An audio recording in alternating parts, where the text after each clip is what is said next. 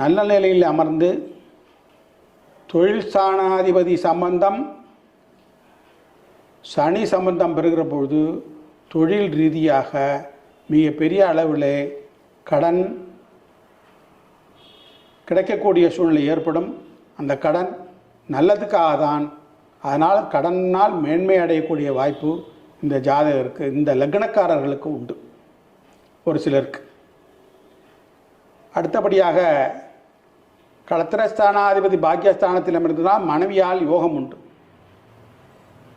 சில முன்னேற்றங்கள் மனைவியால் ஏற்படும்.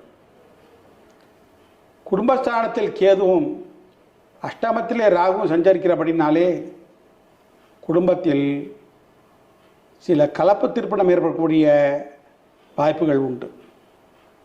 சில பேர் இதுவரை செய்த